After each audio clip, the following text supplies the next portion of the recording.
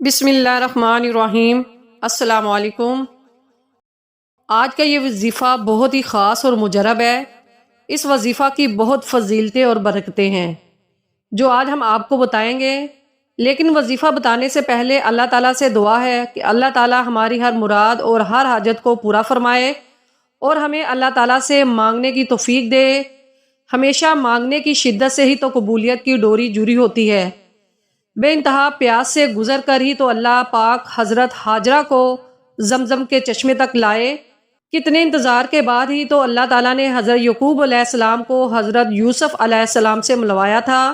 حضرت نوح علیہ السلام کے لیے اللہ تعالیٰ نے طوفان کے ذریعے سے مدد بھیجی تھی۔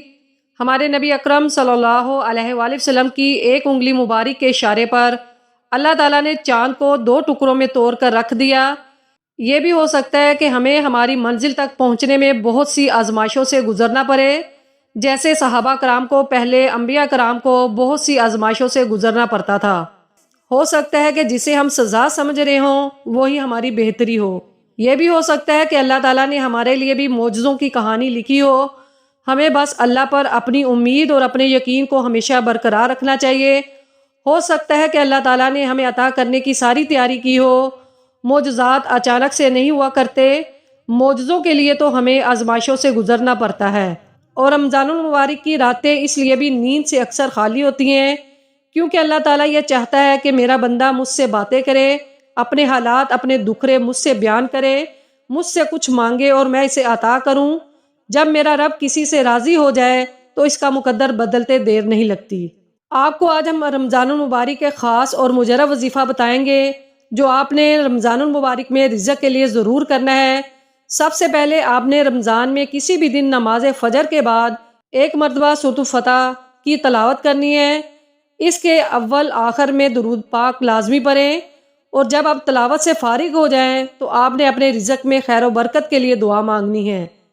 دعا آپ نے صرف رزق میں اضافے کے لیے نہیں مانگنی بلکہ دعا آپ نے رزق میں برکت کے لیے مانگنی ہے۔